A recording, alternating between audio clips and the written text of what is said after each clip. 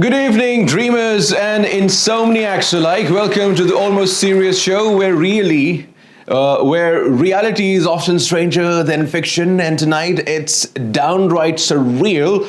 Buckle up because we're about to explore stories that blur the lines between sleep and wakefulness in the most unexpected way.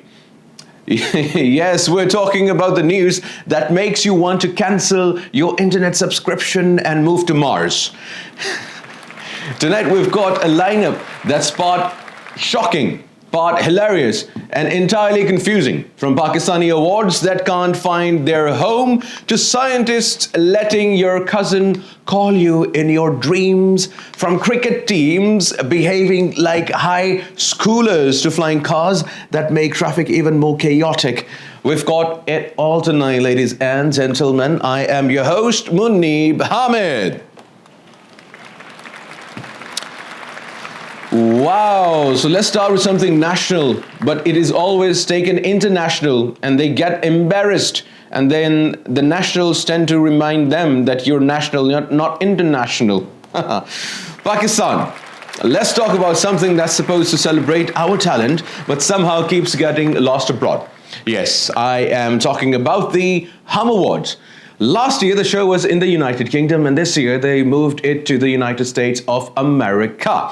Because why celebrate Pakistani talent in Pakistan when you can, pay thousands of flights, hotels and logistics instead? Rich people, Look at the stage. Wow, what a turnout.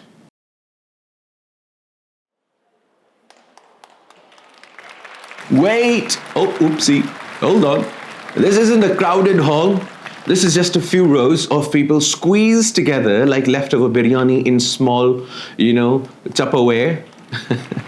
Pakistan has venues, audiences, and creative infrastructure. We could host this show in Lahore, Karachi, or Islamabad and still make it a spectacle.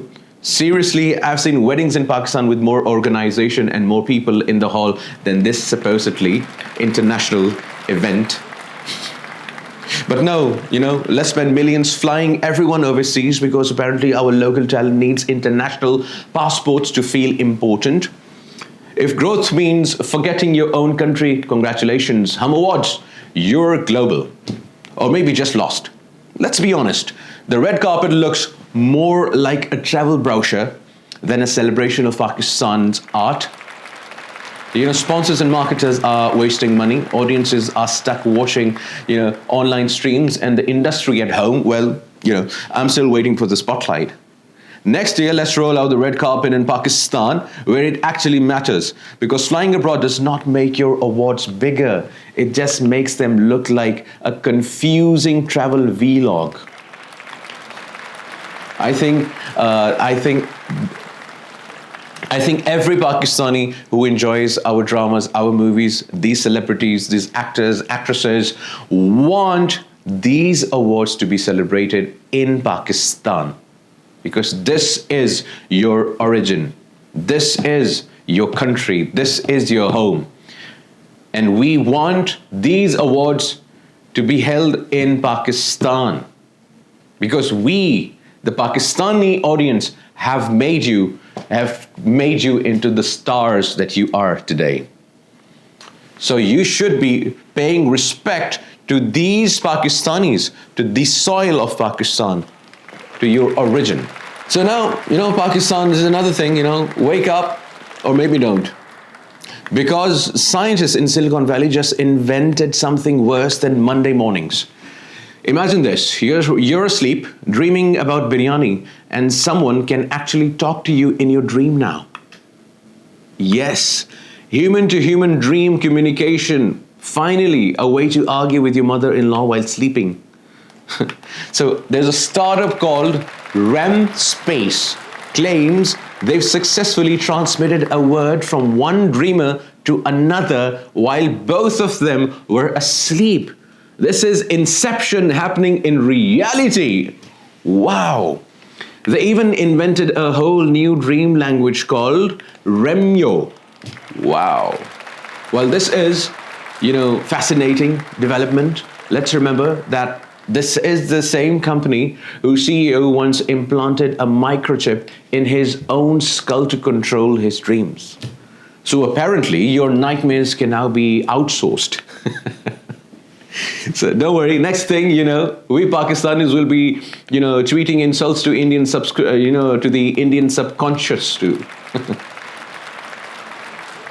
Unbelievable stuff is happening in the world. Oh my God. So let's be honest. This is basically your cousin calling you in your dream to ask for money. Boy, can you send me 500 rupees in your dream? And now, thanks to science, you can't even ignore him while sleeping. The next step is your ex sliding into your dream DMs. Now you'll have dream DMs. So sweet dreams, Pakistan, and sweet dreams to the humanity, because now dreams are connected. Unbelievable. Wow, where is the technology going? Wow. Wow, I can't even understand the maths of, communicating in the dreams. Wow. Damn. Unbelievable stuff is going on, And another one, Pakistan, are you ready for some international drama? Without paying for Netflix? So tonight we have two stories about India and Pakistan. One colder than your AC in July, and one friendlier than your neighbor who always borrows sugar. Yes, I'm talking about sports, because nothing unites or divides us faster than cricket and hockey. So you guys remember the Indian team refused to shake hands with Pakistani cricket team. Surya Kumar Yadav and his boys skipped it entirely. We get it. Emotions are high, but come on. This wasn't a funeral. It was a cricket match. Skipping the handshake made them look like someone who just, saw their ex at a wedding and decided to ghost them in front of the entire stadium. Classic Bollywood drama, Meanwhile, our junior hockey teams were out there at the Sultan of Johor Cup, shaking hands, no, high fives, smiling like humans, again. Yes, high fives. Imagine that, India and Pakistani players showing actual respect, skipping a handshake in the new six, except nobody's impressed. Indians are always, politicizing everything. Why don't you stop your hockey players from touching Pakistani players' hands now? Huh? So much of your nationality, so much for your, nationalism or your patriotism and your, giving justice to the Pahalgam victims. Wow. What about, is your justice only defined through cricket, Mr. India? Such hypocrites they are. I wonder. So guys, in Pakistan, we've got like a 300,000 rupees car being sold for 100,000 rupees, a piece of paper being sold in millions. That's happening in Pakistan, but not in the world. Let's jump from Pakistan to China now. In Pakistan, we've got a piece of paper cars being sold in millions. A piece of paper cars, हवा तेज हवा चले सो वो गाड़ी उड़ जाती है. And China is busy making flying cars. Because for China, the traffic wasn't annoying enough. Yeah? So Pakistan, gather around China. China has just unveiled a flying car. Yes, you heard that right. A car that flies. Because why should we be stuck in traffic on the ground when we can be stuck in traffic in the sky? So introducing the Goov, an electric vertical takeoff and landing vehicle. It's like a drone had a baby with a Tesla and decided to skip the boring road part. So now China plans to mass produce these flying cars by 2026. That's right. In just a year, we'll have personal air taxis. Forget Uber. We'll be calling, Skyber to avoid the potholes below. Wow. And the best part is, these flying cars come with a price tag under $300,000. Because who doesn't want to spend their life savings to avoid a 9 a.m. traffic jam? So Pakistan, while we're still figuring out how to fix our roads, China is already planning to fix the sky. But don't worry, we'll catch up eventually. Probably in 2027, when we finally get our first drone delivery. On October 16th, Israel launched heavy airstrikes You know, our drone deliveries. Wow, this is happening around the world. And in one part of the world, it's complete destruction. So on October 16th, Israel once again launched heavy attacks on southern Lebanon, violating a ceasefire that's been in place since November 2024. And if that wasn't enough, an Israeli officer stormed a mosque in Jerusalem with shoes on during prayers, asking for ID cards. Look at this video.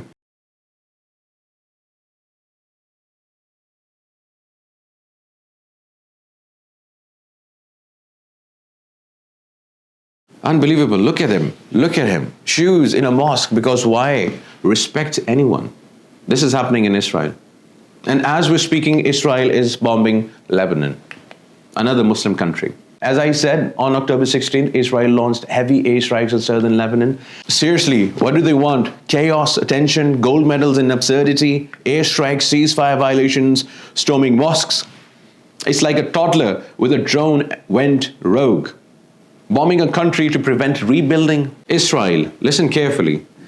The Middle East is not your video game. You can't just bomb a place, reload, and try again.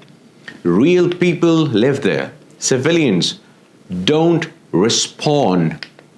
If patience was a sport, the rest of the world would have Olympic gold medals for dealing with Israel and ignoring the mass massacre genocide.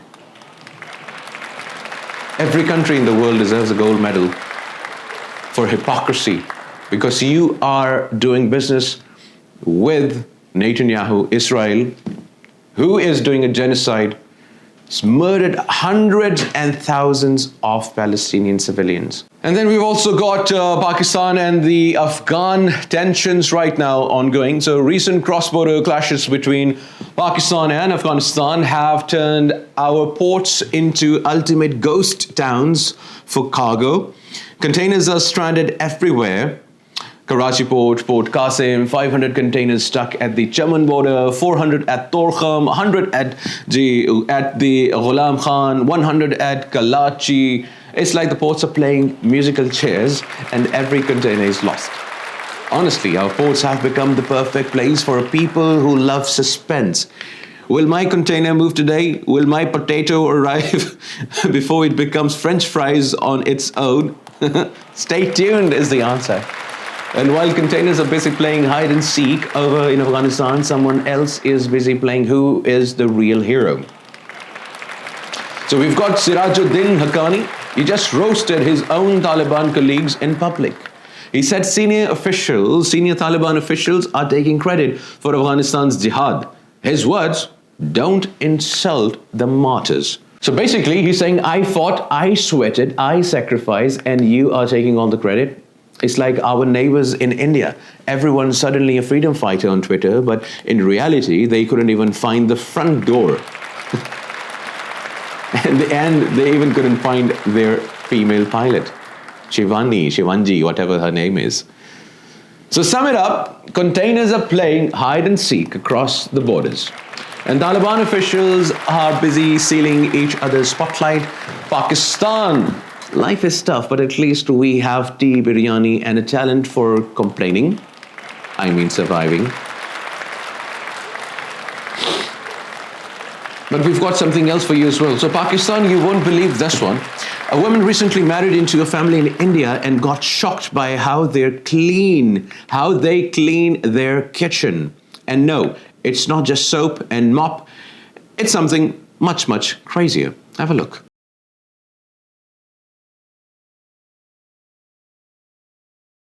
Disgusting, right? Unbelievable. And even this woman was shocked. I think she divorced her husband. So they were using something called Panchagavya, a mix of milk, curd, ghee, cow urine, and cow dung to purify their kitchen. Their kitchen. Yes, cow poop and pee. Apparently, it's sacred and supposed to bless the house, invite divine energy, and even, promote health. With this stuff, the only divine thing you call in your house is shit. So viewers, lesson of the day. Indians may call it purification, but to the rest of us, it's just cow chaos in the kitchen. And yes, it's their tradition, but maybe, some tradition should stay in the barn. Unbelievable stuff. So Pakistan, that's a wrap on tonight's episode of the Almost Serious Show. We've seen awards lost abroad, containers stuck like ghosts, cricket drama hotter than your AC in July, flying cars, Israeli chaos, Taliban rose sessions, and Indian kitchens blessed with cow shit. The world is confusing, ridiculous, and sometimes infuriating. But at least we can laugh at it. And remember, stay awake, stay sarcastic, and never really get in the way of your sense of humor. Good night, Pakistan, and may your dreams be slightly less chaotic, because we've got RAM space, and you never know who you might be talking to in your dream now. Good night.